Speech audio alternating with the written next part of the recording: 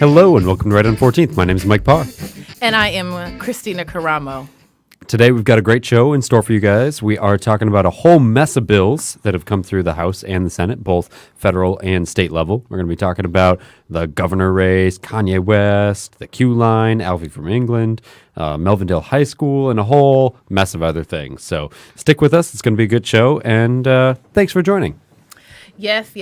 And we would like to give a special shout out to the 14th Congressional District who sponsors this program. Thank you so very much. We really appreciate it. And also, like us on Facebook, Twitter, or Instagram. And if you would like us to interview you, please email us at righton14th@gmail.com. Especially if your candidate's coming up in the races, that's going to be a fantastic thing to talk about. Obviously, August primaries and then the November generals are coming up on us a lot faster than people realize. So things are going to start heating up here pretty quick. But on that note, let's start out with the political level. So U.S. House bill, I think it was number 4 amendment, was to prohibit the prevailing wage in the FAA, the Federal Aviation Administration, as a reauthorization act to prevent prevailing wages again, essentially. So Brenda Lawrence voted no on this. It failed 172 to 243.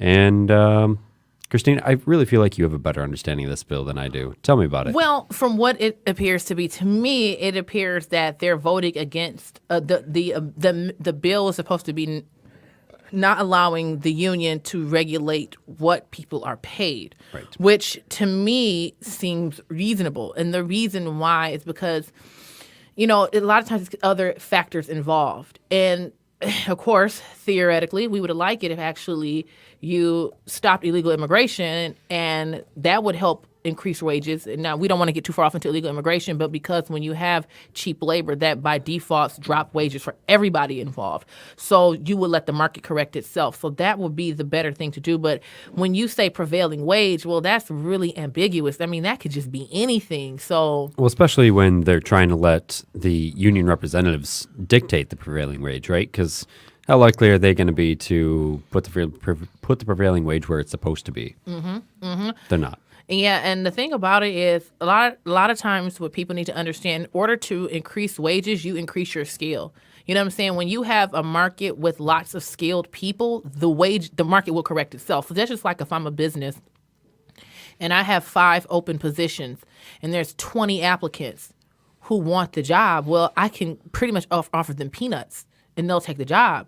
But if I got 5 jobs and I've only found 3 qualified applicants thus far, well, again, the market will correct itself, and I'm going to provide more incentives and a better wage, and that is a win-win for everybody. It needs to be I don't want to get too far off on that, but that's just the point I want to make. That's a pretty traditional Republican value, I feel like, is that the market will correct itself if only you free the market enough that it will actually do that. And so these sorts of regulations are inherently bad, we feel like, because they unnaturally constrain the economic systems that are there to self-regulate themselves.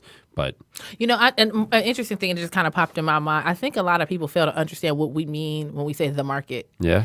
I just think that a lot of people, I don't think they really think about it. I don't think that they don't get it, but I don't think they really fail to really understand what we're saying. We're just saying the whole supply and demand, that whole component of it. So, that's what we mean by when we say the market will correct itself. So again, if you have a lower supply of qualified workers and a higher supply of jobs, then that's, I guess, maybe I'm explaining nothing, but I just think sometimes people fail to realize it only because what makes me draw that conclusion, it seems so common sense, I guess. So I'm trying to figure out why they don't get it. I don't know. I guess that's another topic in itself. The free market, yeah, it's a whole nother topic. We could do a couple-hour shows. We could do, a whole lecture series on that. Not that either of us are qualified to talk about macro and microeconomics. But, wait a minute. Maybe we are. Right? No. Moving on. There was a whole mess of U.S. Senate motions recently. There was U.S. Senate Motion 84 to approve Mike Pompeo as the Secretary of State. That passed 57 to 42. Stabenow voted no. What about, didn't Gary Peters vote no too? That wouldn't surprise me. I don't know. U.S. Senate Motion 80 to approve James Bridenstine as the NASA administrator. What I find interesting about this is that this was apparently contentious because it passed 50 to 49. Again, Stappa Whoa. voted no. Yeah, what's contentious about a NASA administrator? Like, I think for some of the people, is he a flat earther, for example, or something? Because that would be grand. I can't believe how people believe that. I was talking to somebody. I said, listen, I'm sidetracking so much, but I just have to say this. If I start in Detroit, where we are, okay, and then I go west and I keep going and I keep going, I maybe not quite Seattle, was maybe Portland. I may wind up in Oregon somewhere. And then if I just kept going and kept going, I would wind in Japan. If I just kept going, and I wind up in Russia and keep going. I mean, I feel stupid even having to explain this. But People don't get that, though. There are legit flat earthers out there that do not believe that. And I kept going. I might wind up, I don't know, where in Norway somewhere and keep going, New York and keep going. Detroit is like, it's a circle. It's a circle. You saw the guy that tried to disprove it, right? He made his own water-powered rocket and launched, I don't know, a couple 100 feet up in the air 2 weeks ago. He almost killed himself. The G-forces alone almost separated his aorta from the rest of his body, and he almost died. Anyways, there was a couple other Senate motions besides Secretary of State and the NASA administrator, Stuart Duncan for a circuit court judge, and then, cool name, Patrick Pizzella as the Secretary of Labor. So a whole mess of those. Not super contentious, I feel like, but apparently they are because they all passed by a very narrow margin. So despite what it seems like, the Senate, the House, they're doing things, just not necessarily the things that we think they should be doing. Yeah, a lot of times I think people need to remember, a lot of times people just vote no based on, that person's a Republican. So they just vote no to be contrary. So at least. Yeah, but if he's a NASA administrator, who cares if he's a Republican or if he's a Democrat, right? I think. Is he going to spend the money on Republican things as a NASA administrator? Probably not. Well, you know what? A lot of times positions are stepping stones. Yeah. And I think that's why they do that, because they see this person could potentially step into another situation. All right, I'm picking up what you're putting down. I like that. Oh. Okay, so moving along. Well, hold on, there's one more House bill. Oh, okay. All right, real quick. One more House bill, U.S. House Bill 1865, to hold online publishers liable for users who engaged in prostitution. Now, this passed 97-2, so apparently not contentious at all. And I think, correct me if I'm wrong here, this is about sites like Craigslist, for example, or maybe even the dark web, where users can get on and say, hey, I'll do a service for a fee. Apparently. Yeah, no, Backpage was another one that was brought up a lot. And I mean, I think it's only fair because these websites know exactly what's going on. I mean, they know what's going on and they don't care because it makes them money. And often, I mean, I get the whole adults should be allowed to do what they want to do, but a lot of times children and I think in our society, we need to protect vulnerable members. You know, I don't think most people grow up and say, you know what? Gonna be a prostitute. I think. See, I'm thinking about it from a different perspective. The precedent setting, like, our newspapers, for example, held to the same standard? If I called into the Detroit newspaper and said, "Hey, I want to put in an ad to sell my body," would the newspaper get in trouble for that? Well, because that's what this bill is doing. This bill is saying that the newspaper would get in trouble for me selling my body on their publication. Well, okay. There's a couple of things to consider. Yeah. The newspaper probably wouldn't publish the ad. Probably not. I feel like they're pretty wholesome. I'm sorry. But it could be anything. It doesn't necessarily have to be prostitution, right? Maybe I'm selling guns. Maybe I'm selling drugs. Well, I don't think they will post that either. But it depends on whether or not it's obvious that you're committing a crime. Because if I Right. post an ad in the Detroit News saying I'm a housekeeper. Yeah. I'm a housekeeper, and if you want to hire me as a housekeeper, this is my phone number, and here's my picture. You know, that could go either way. You know what I'm saying? But if they're knowingly helping prostitution, you know. I see what you're saying. You know. Any rate, so let's take this opportunity to do a commercial plug. So we are on Facebook, we're on Instagram, we are on Patreon. Everywhere you can possibly imagine is right on 14th. Like us, email us, send us a tweet, whatever you want. Let us know. If we're saying something you like, then give us a little feedback. If you'd like us to cover a certain topic, let us know. We are always available on any of the social media platforms that you want us to be. Yeah, so moving right along. So the governor's race, the Democratic side of the governor's race. So I've been a little bit bogged down with other external things, nothing negative, but just busy. So I haven't been giving it my full attention what's going on with the Democratic side of the governor's race. It's a mess. It's such a mess. So there's three candidates essentially, right? There's Whitmer, then there's Abdul El-Sayed, and then there is Thadner, I think you pronounce his name as. I'm really having trouble pronouncing his name right. And they are the three primary candidates. And obviously Whitmer is way out in front because she is kind of the establishment Democratic incumbent, even though she obviously doesn't hold the seat. And the other two are kind of tagging along, and they're trying to gain steam, and they're kind of working. But there's a lot of controversy surrounding him. So let's start with Abdul because he's the easy one. So in order to run as a governor legally in the state of Michigan, you must have been registered to vote for the prior 4 years in order to be governor. That doesn't seem like such a problem, right?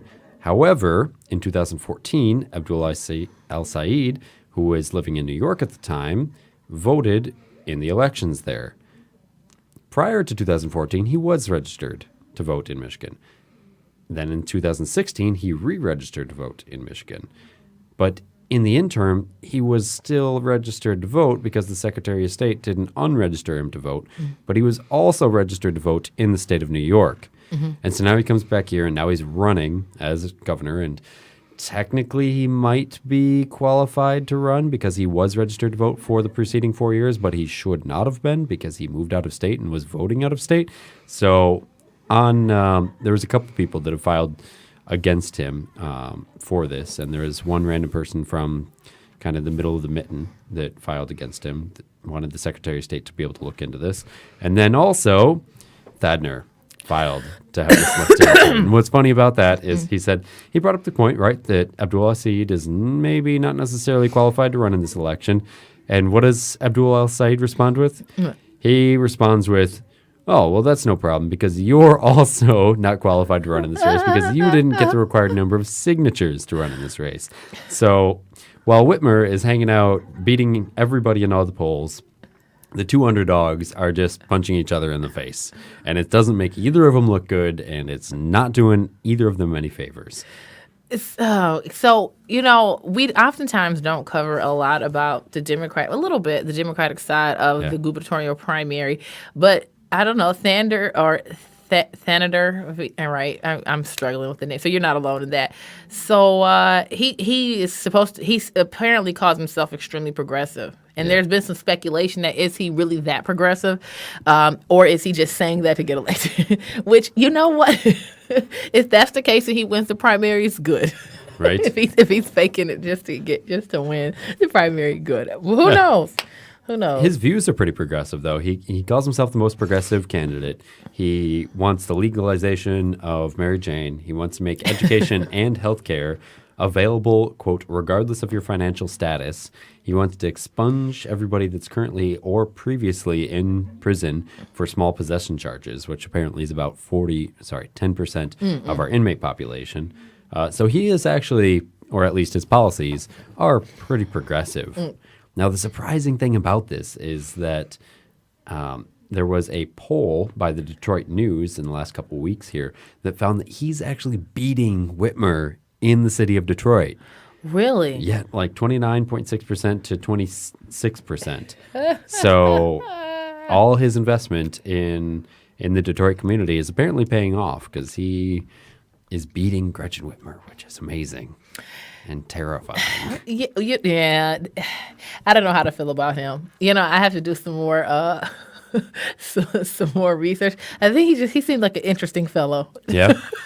I'll have to post a video up to the Facebook page because he did an interview with a local Fox channel, and it's pretty enlightening to see what his views actually are and how he actually speaks and how he, holds himself. And he sounds like a pretty smart guy, and he is. He's got a PhD in chemistry, but he doesn't sound like a politician. Take that as it is.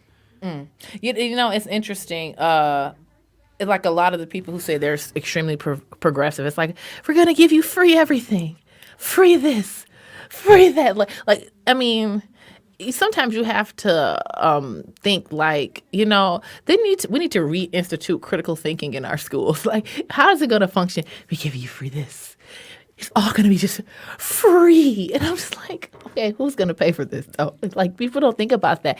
And then, Mike, I don't know if you know if this is true or not, because I'm not 100% sure, but I heard which Northern European country is ending their...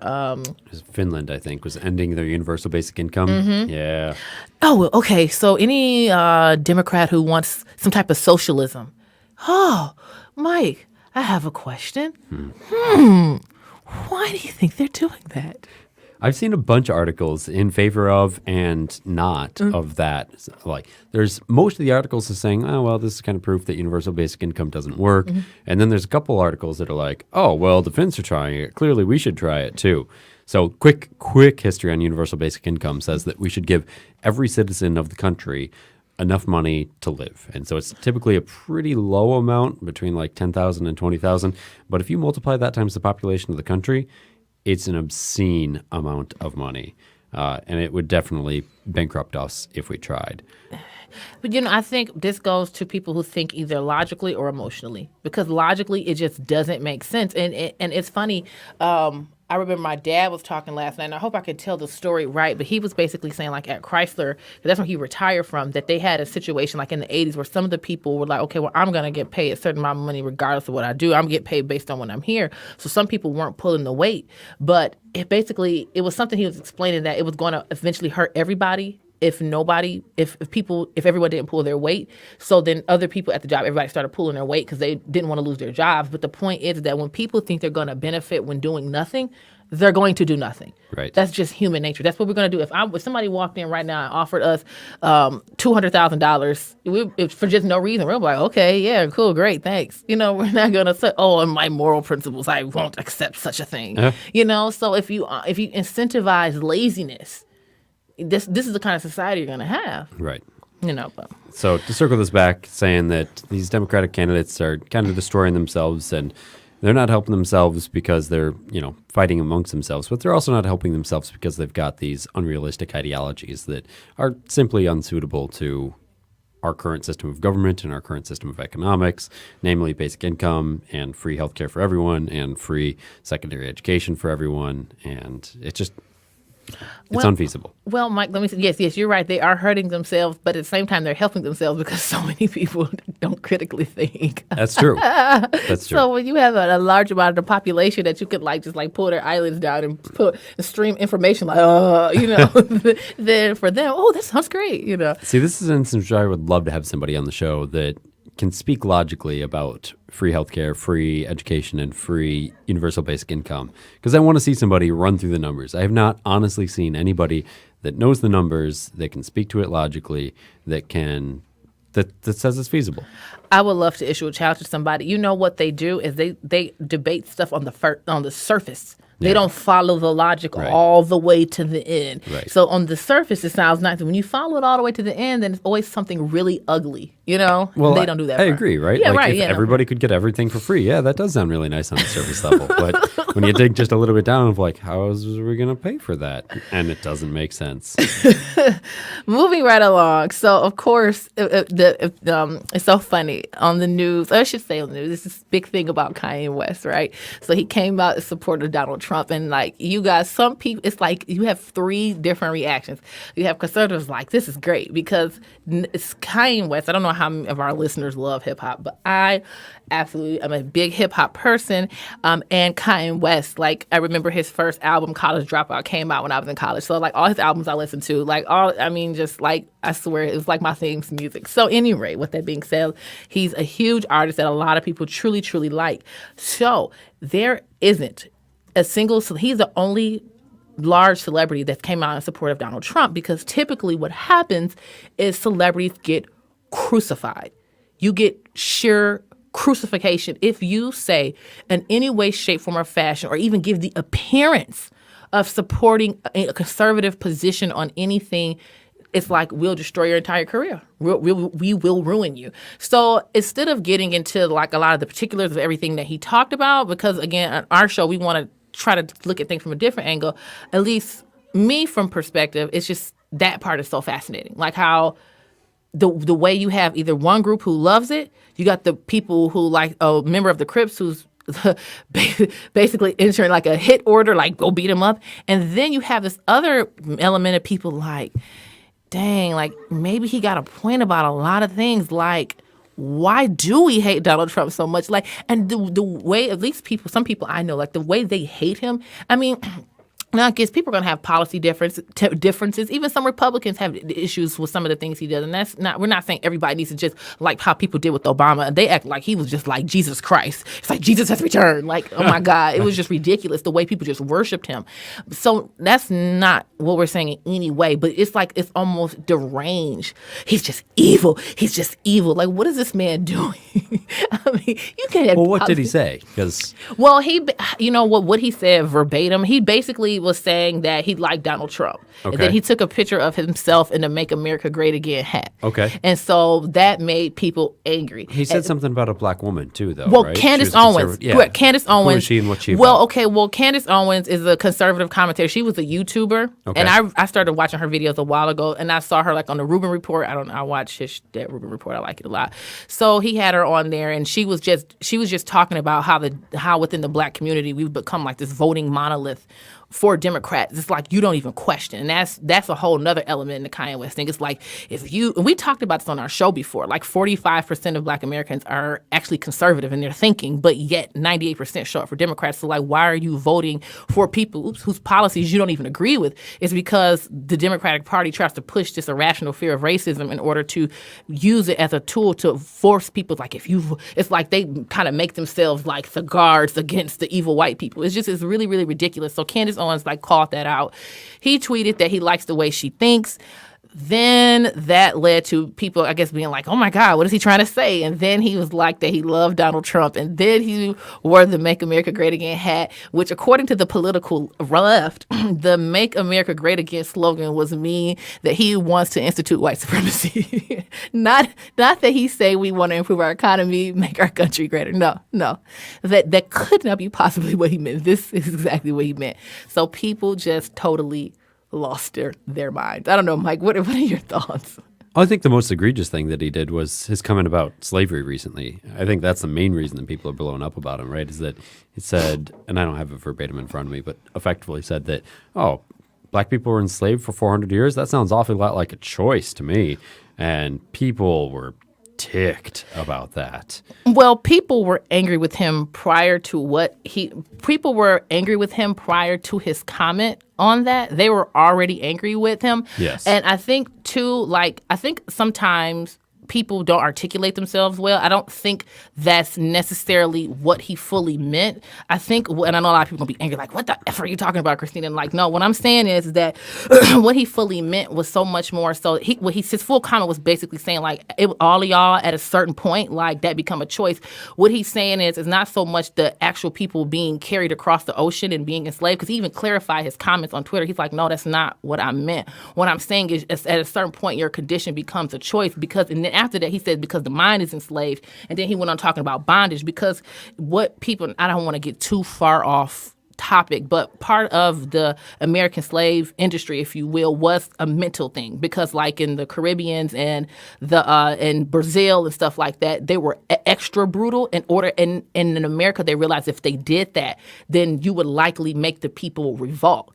And since they didn't want that, they tried to create a system of complacency and mental enslavement to kind of keep the slaves docile and okay. So I think that's what he was referencing to, because if you read his follow-up tweets, that's kind of where he was going with it. Even though it did sound really, really bad. It did. It sounded really, really horrible. It did, yeah. It sounded terrible, but I think that's where he go, and that's what I thought. But then he clarified himself later, and some people were like, well, he's just trying to clean it up. I'm like, well, I don't think he's really trying to clean it up. I think he didn't articulate his point very well. That's what fair. I think. That's fair. That's what I think, at least about that. But to me, that isn't even the biggest thing. It's just, to me, the thing is more so him doing that. Yeah. That is the thing. And so my thing was the conformity level within the entertainment industry more so than just his comments. Like Right. whether in him being a black entertainer, I guess just as the way black conservatives get treated, that's a whole other story in itself. But being an entertainer in general. You know what I'm saying? Like Yeah. Shania Twain, she said, if I could have voted, I would have voted for Trump. And what happened? 2 days later, she was forced to apologize. Right. You know, Chance the Rapper said, all black people don't have to be Democrats. What happened to do? He was forced by they to apologize. Right. Or like during Donald Trump's inauguration, artists were threatened to not perform. So it's like, why? Who is threatening these people? So that's the other side. I think it's their fan base that's threatening them, right? Like, if you look at Kanye's fan base, it's probably 98% liberals, or no. And so, if he were to speak out in a conservative way, that 98% of his fan base would be upset, and he would lose that opportunity for monetary incentivizement.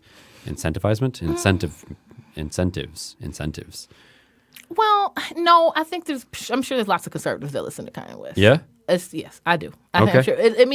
I do think they're more liberal simply because more millennials are liberal. Yeah, so I think it's twofold, right? I think you and I would both agree that most of Kanye's listeners are millennials, and I think that most of Kanye's listeners are black. And if you take those two things into account, we can easily say that most of Kanye's listeners are liberal. And so if you lose... Okay, yeah, all right. You say 98. That's all. I was like, let me not be petty. I'm being petty. Maybe I'm being petty. Yeah. No, that's legit. So maybe it's not 98%, but I would say the overwhelming majority of Kanye's listener base is left. And so he could lose money if he loses his listener base. Well, I don't think he'll lose his listener base. And I'm going to tell you why. No, I don't.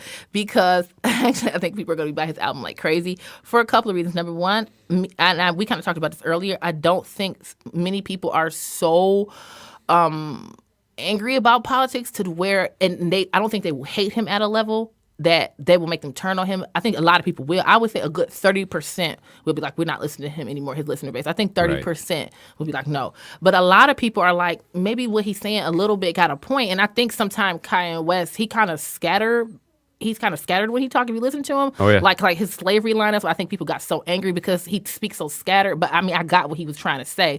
Even before he clarified himself, I understood what he meant. Yeah. I think because he talks so scatterbrained, it's really off-putting to people. But I'm saying some people I know, like maybe he got a little bit of a point. So I don't think he'll lose that much of his listener base. And I think some people may actually listen to him more because how a lot of conservatives are. Remember the lady Joy Villa, who wore that Make America Great Again dress to the Grammys? Oh, yeah. Remember her?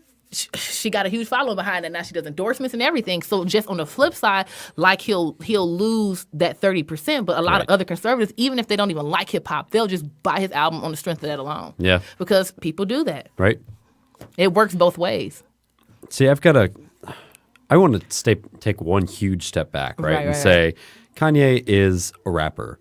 Why do I care what he has to say about politics? And it's the same thing with football players. It's the same thing with actors on screen. Like, your job is to act on a screen. Your job is to make rap lyrics. Your job is to run really fast. Mm-hmm. Why do I care what you have to say about politics? Right. And I hear this from around the circle a lot, but still, any magazine you go pick up, anything you go pick up, anytime that any celebrity says something about politics, it's news. You may be really good at being, I don't know, an artist, making sculpture. That doesn't mean that you're really good at making political points. And so this to me is a perfect example of that, of I don't care what Kanye has to say. It's not important to me. You know what? I agree with you on for one point, as a society as a whole. It's not so much what he says. The point is, like you said, why do we care so much what celebrities say? But guess what? It works. And we do. One reason, we're talking about it. Right. But I get the larger theme is like, why do we allow what they say to influence us so much? That's the larger issue. Like, why do we do that? Why? Well, it's proof that that's just kind of how we are, because the fact that celebrities are afraid to be conservative, that shows that that's how we are. Humans, we follow the leader. We like conformity. That's just what we do. We don't like to be ostracized. Nobody likes to be made fun of. You know what I'm saying? Right. I mean, I've had family. I've had some people I've deeply loved and respected have totally turned on me for my political beliefs. I mean, that's just unbelievable. So nobody likes to be ostracized. Nobody likes to be made fun of. So that kind of makes us want to conform. But, the whole celebrity, we worship celebrities. You know what I'm saying? It's like, oh my gosh, she has on that outfit. I must have it too. I mean, that's why they get endorsements. Right. Because we follow them. And so, it's just... It's just kind of the way humans are. But two things I saw in the notes, that like the Friends of Abe. I kind of want to talk about that. Yeah, how right. Conservatives who are, because there are. I mean, to sit and think that all entertainers are conservatives. I mean, are liberal. That's just stupid. You know, you're not going to have an entire group of people that think anything. People are individuals. But Right. But what is the Friends of Abe? Because a lot of people don't know about it. Well, this is so sad. It's an underground group of conservatives. In Hollywood specifically, right? And this actually ties in really well to one of our listeners that just commented onto our Facebook page, because we always broadcast this show live. And they said, Janine, thanks for this, that it was Republicans that actually freed the blacks from slavery. And you're right. This is why the name Friends from Abe came from. Right. Yeah. So yeah, that's the whole. I mean, you get into like LBJ and the Great Society program. Like that is a whole different thing. But the Friends of Abe, yes, Abraham Lincoln. That's why they call themselves that. And it's an underground group of Republicans that they are like. They have to go underground and they have to hide themselves. I mean, that is just really. That is ridiculous. Like, I think they actually disbanded too. Oh, you're right. No, you're right, Mike. They did, because I think it was the IRS told them they had to turn over their members list. Oh, really? Yes. See, that's not what the Wikipedia page says. And I know Wikipedia is not the most reliable thing in the world. And we always say, go to the source, go to the source. And Wikipedia is a garbage source. But yeah, in April 2016, it was announced by the executive director, Boring, that, quote, effective immediately, we're going to begin winding down the 501c3 organization, bringing the sustainable membership dues to an end, and do away with the costly infrastructure and the abespal.com website. Since when are websites expensive? I don't understand how they possibly... No. Mm-hmm. I'm sorry. No, go. That's it. No, that's what I'm saying. Like, from what I understand, they did that because they were told they had to turn over their members list, and they refused to do it. And no, I really read this somewhere legit. Okay. But it just, when you said that, it just like popped. You know how? No, that could be. It just popped in my brain like, oh, yeah. I remember why they disbanded. That's right. Like, they weren't turned over. If they turned over their members list, those people would be... They'd be upset. They'd be ostracized. They'd lose jobs. Yeah, exactly. So I can understand why they don't want to turn over their list. Yeah, they do. So, that whole thing, like I said, it's just really interesting to see how this whole thing will play out.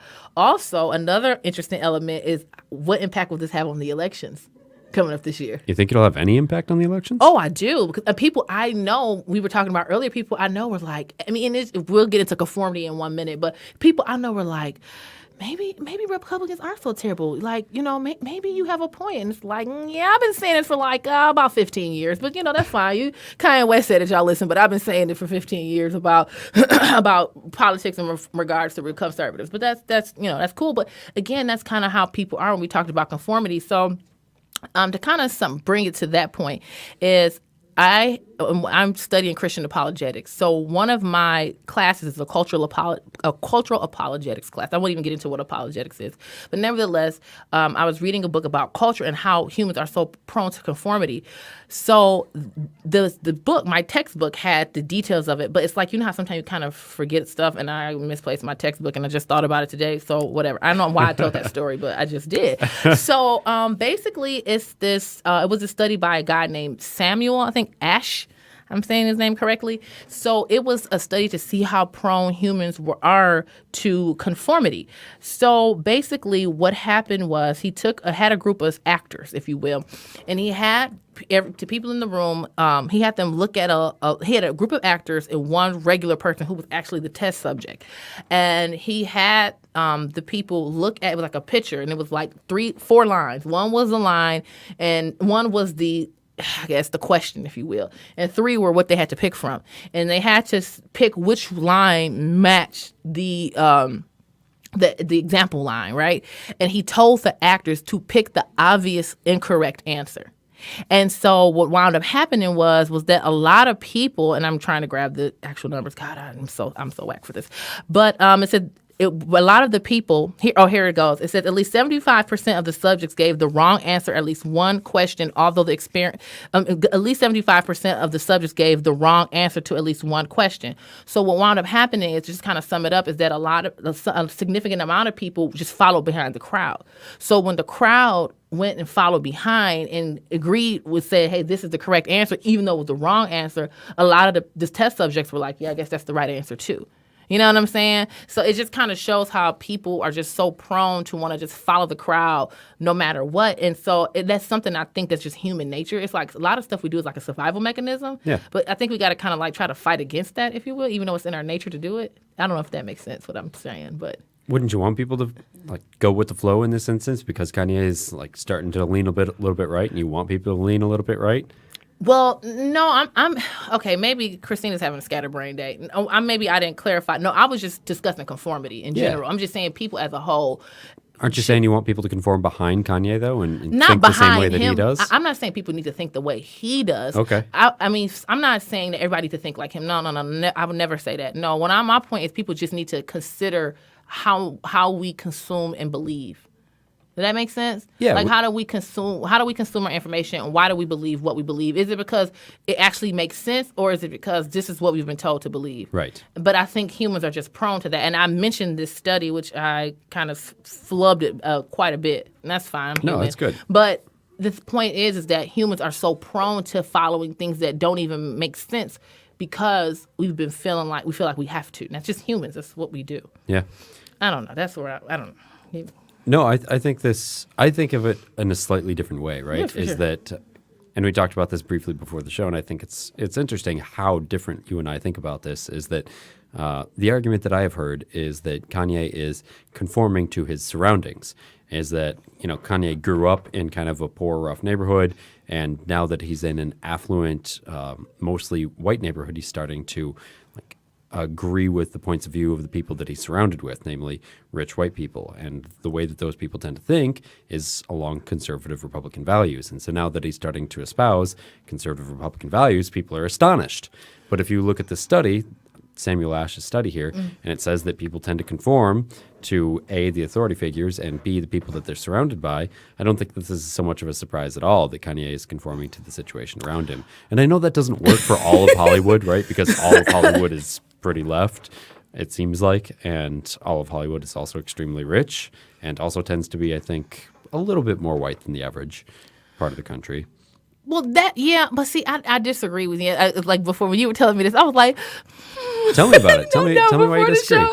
No, I disagree strongly because if that was the case, why is most of Hollywood, as we know, is liberal? Right. You know what I'm saying? So then that doesn't mean he would conform to anything because by what we see, the people out in the coastal areas of California, like they went out for Hillary. They won that state. Hillary won that state with like 3 million votes. So to me, that's not the case. I just think that a lot, because I remember you were telling me you were listening to like somebody talk, but I feel like what happens is to black people who become conservative, that is the label that is thrown on us. Right. That we wish we were white. That is the oldest, Which the oldest crazy. and the most oldest and most tired label. So I think that was just a cheap shot that somebody threw at him. Okay. That may seem, it gives an illusion of a valid argument, but in reality, it doesn't. I think that's just a cheap shot they threw at him. Say, because if that was the case, what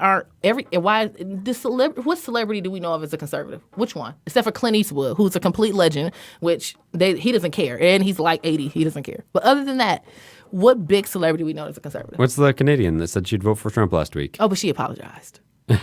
So that doesn't count? No, it doesn't count because she apologized. And then on top of it all, even though they like the people you were referencing say, well, he grew up a certain way, some people who grow up in poor environments, I don't really know a lot about his childhood, but I don't want to assume, but that doesn't mean that he isn't going to form a conservative viewpoint at some time, and then you don't know why. And I think for them to say that, is really kind of insulting to say, well, this is what formed his opinion. You don't know what he read, what he saw, what things happened in his life or anything.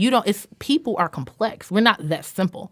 You know what I'm saying? Well, no, I don't know what you're saying because 2 minutes ago you were saying that we were so simple that we would actively choose the wrong answer in a psychological study simply because an authority figure did so. And now you're saying that we're complex beings and we're not swayed by public opinion? No. So which is it? Okay, I'm saying we're prone to it. Okay. I'm not saying that it's a guarantee either. Because, like by the statistic is I should be a Democrat, but I'm not.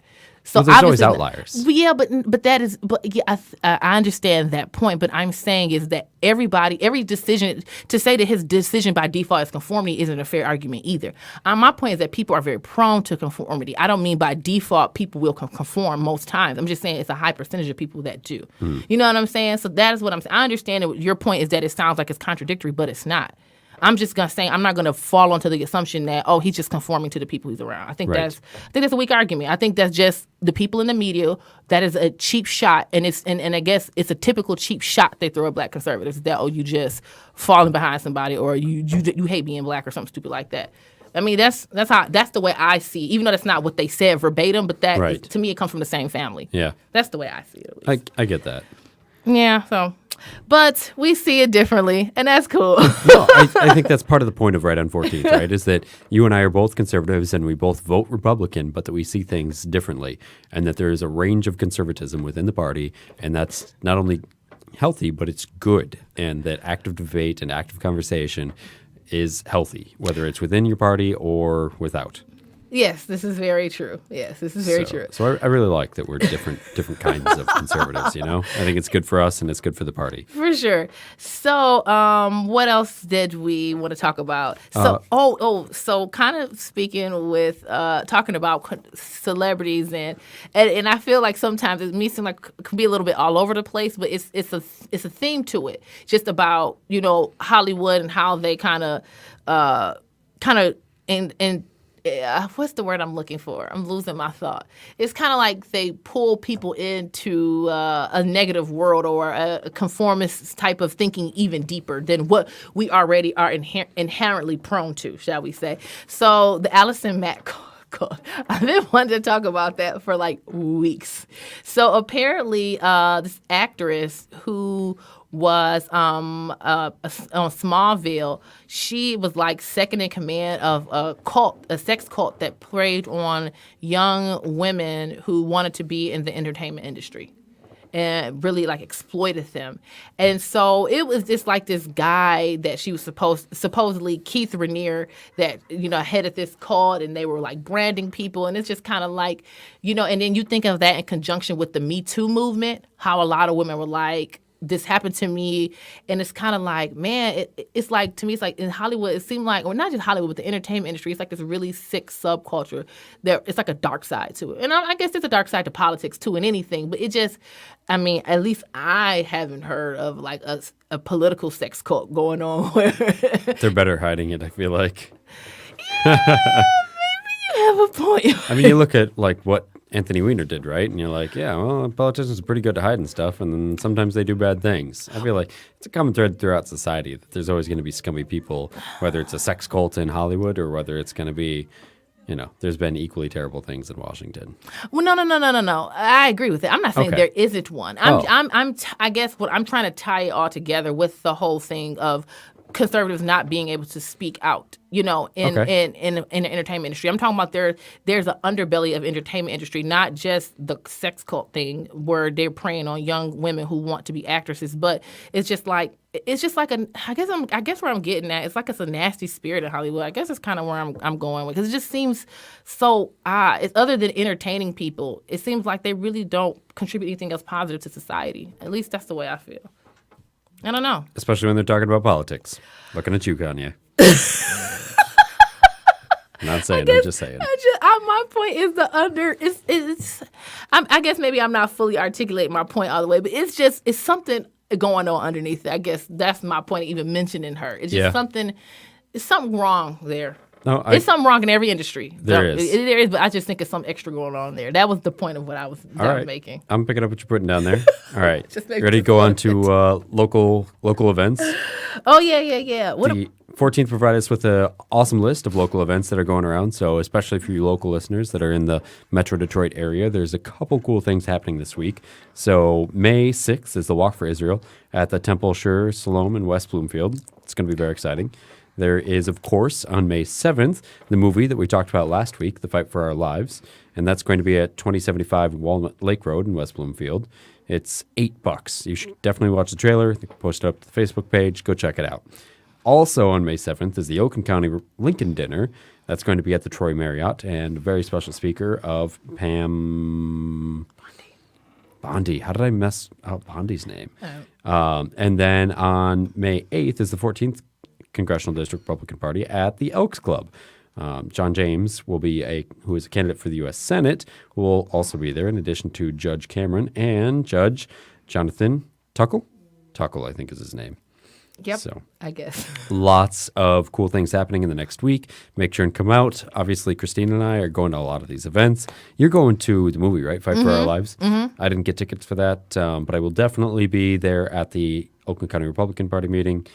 The 14th Congressional District Republican Party meeting. So, moving on real quick, we are short on time, but I think the queue line thing is interesting. So, Mike had showed me an article about the ridership is down 40%.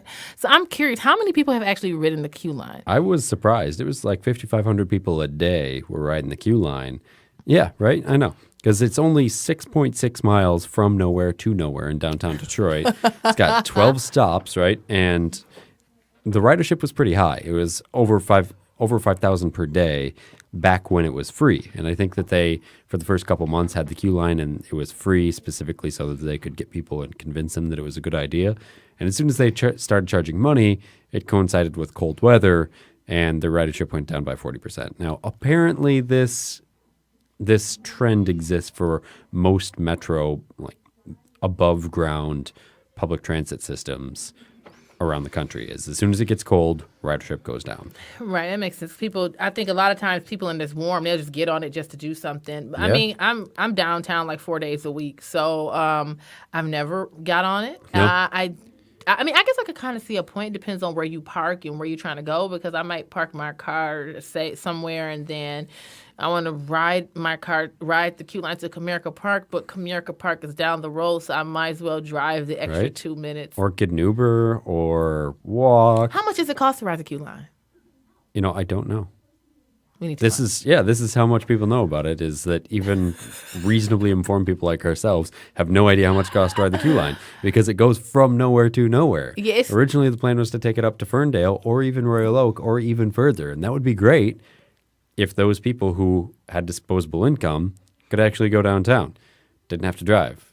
You could go drink. It'd be phenomenal. It seemed, and then too, I think it would be more useful if the queue line went throughout the city, not just of Woodward, unless they're doing like what you said, like they're gonna come from a further distance. But I think the construction element of that would be a nightmare. Well, it got voted down, I think, last November, 2 Novembers ago. Oh, they tried to make it more than just on Woodward? There was a huge spending bill on the ballot to make a huge public transit system throughout Metro Detroit. It was going to be kind of like the L in Chicago, I think, where there was multiple lines, some of them that went out to like Novi and some of them that went up north to West Bloomfield and stuff. And then there's going to be concentric rings, and the voters turned it down because they said, no, we don't want public transportation. So That's interesting. Right? So that probably, the listeners are probably like, I know I'm more informed about the queue line. Let me put that up on the Facebook page too. That'll be good. Oh wow, no, all right, the queue line. I'm just being goofy. So moving on, another story that bothers me, I'm sure Mike agrees, about the story of Alfie in England. Now this, if you guys remember, like last year, remember the case of Charlie Gard, the other little boy, where the similar case. So apparently he had a condition that doctors had deemed him to be terminally ill. He was going to die. So they were taking him off of life support. Now, many of us have had family members who've been on life support and doctors saying, like, listen, this is the end. We need to take him out, because sometimes it's true that at a certain point, a person is just really just suffering. However, typically the family makes that decision and not the state. Now, what happened was that the doctors in England, now remember, in England they have nationalized health. Nationalized health. The doctors determined that he was beyond repair, and so they need to take him not just off life support, but stop providing him with food.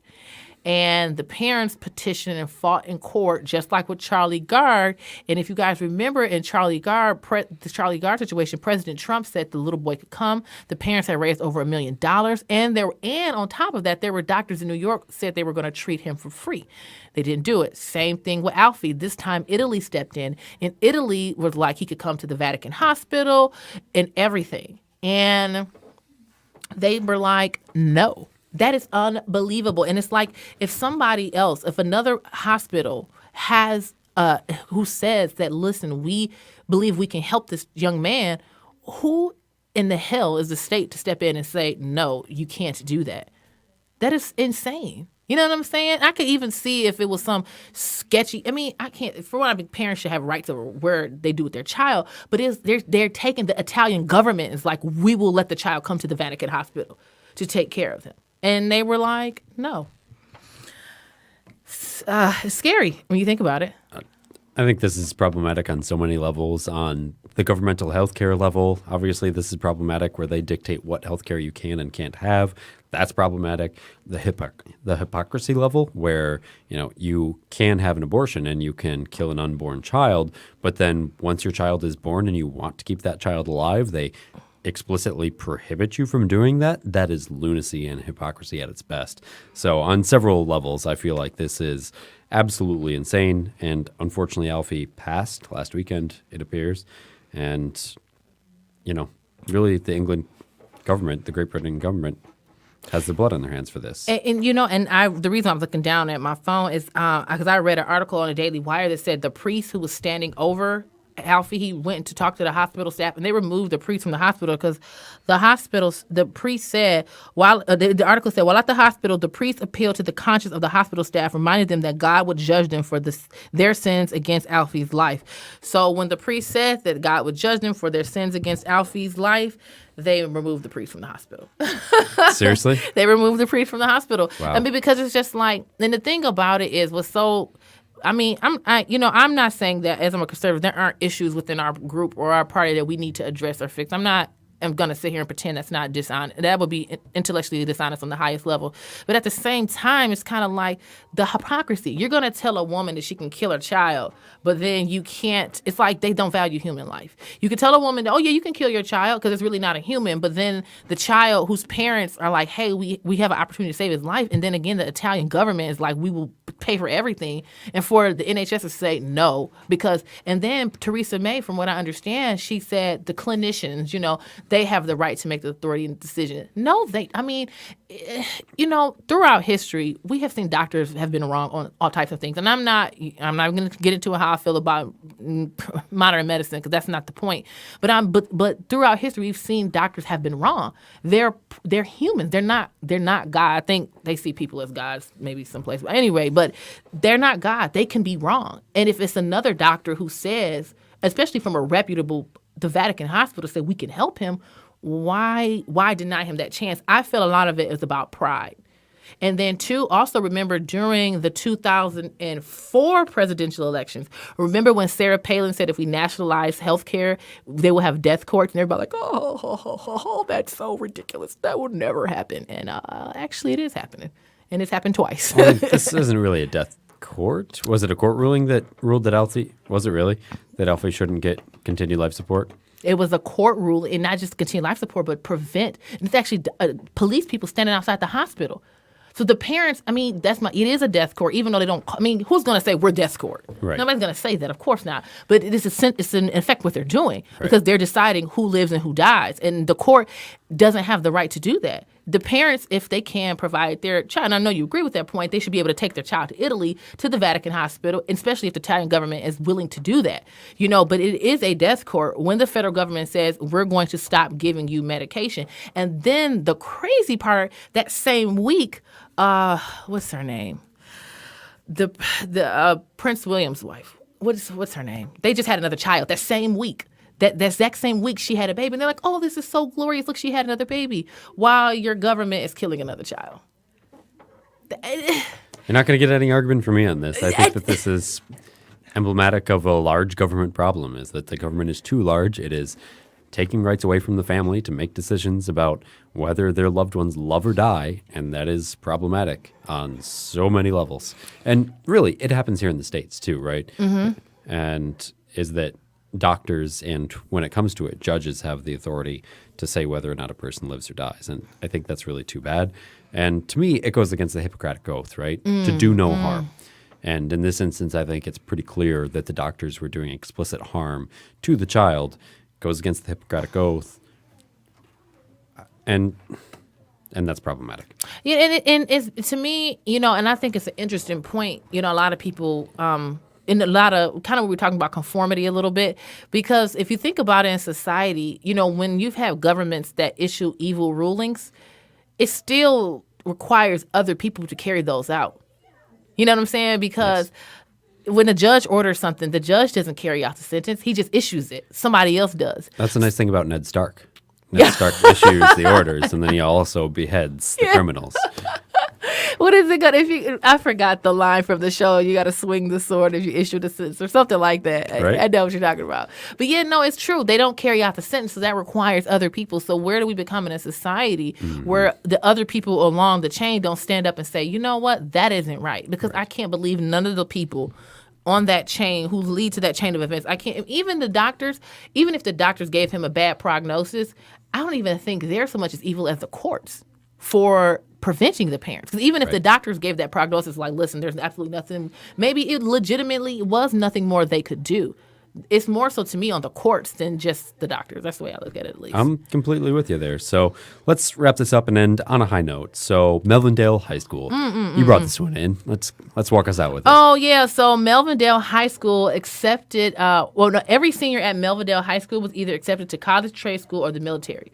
So that is super fantastic that as a principal, as a district, and as fellow Michiganders, that's something to be so proud of, that every student is on their way. And, it would be interesting to, and also the cool thing about it is I think just being in an environment where everybody has a life plan, it would help them encourage one another. So I'm just kind of interested to see what will happen with these kids in 5 years. Where will they be? I know it's a little bit like, what? But, it will be interesting to see where they're going to be in 5 years. Oh, yeah.